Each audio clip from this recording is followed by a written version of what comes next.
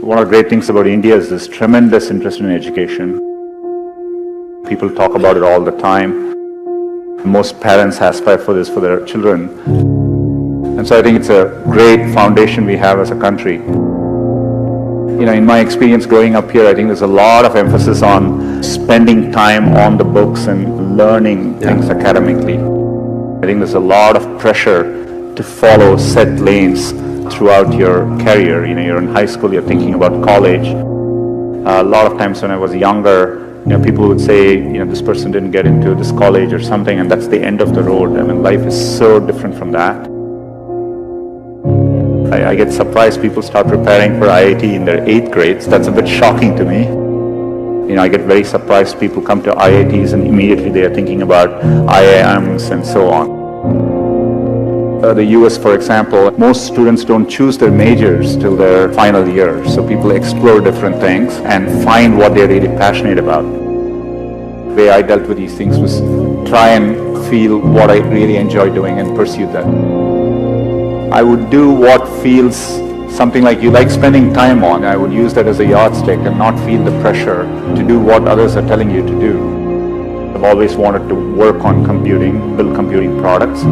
The thing which still keeps me going is the desire to build products which will be used by billions of users and makes a difference for them. That's what I've been focused on.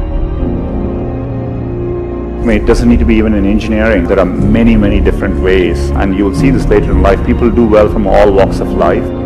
I think education needs to evolve and change just like with everything else.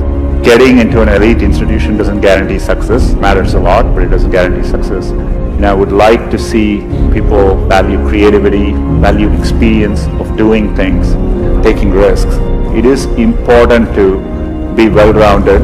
I would encourage people to try different things, take some risks, follow their passions a little bit more, enjoy what you're doing. And what matters most is loving what you're doing and trying to do well at it. So I think if you follow your heart and do what you like, you will always do much better. It's worthwhile taking risks and trying to do something you're really excited by. And if the first attempt you don't do it, you can try again, and things tend to work out in the long run.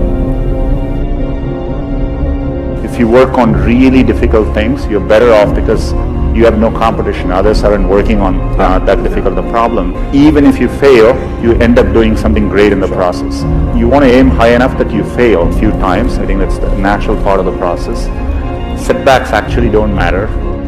In Silicon Valley, part of the reason so many people start up a company is, starting up a company and even having failed, you can wear it like a badge of honor. And I think it's important. Culturally, risk is rewarded. So I think it's important to keep your hopes, keep your dreams, and try to follow them. Most of how life plays out is up to you, not up to what happens outside of you. And I think it's important to keep that in mind and take the long-term view. Some point in your life, you have to work with people where you feel a bit insecure, because that means you're working with people who are better than you and who are pushing you. If you actually feel very secure in what you do, it means you're doing something comfortable and you're not pushing yourself. There are many, many times I've felt working with people in a group, am I doing enough? These people seem much better than me, and I think it's an inherent part of learning.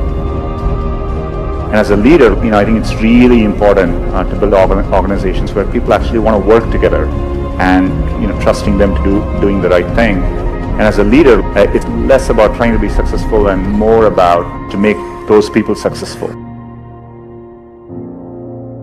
I'm absolutely, with full certainty convinced that India will be a global player in the digital economy, and it'll be competitive with any country in the world.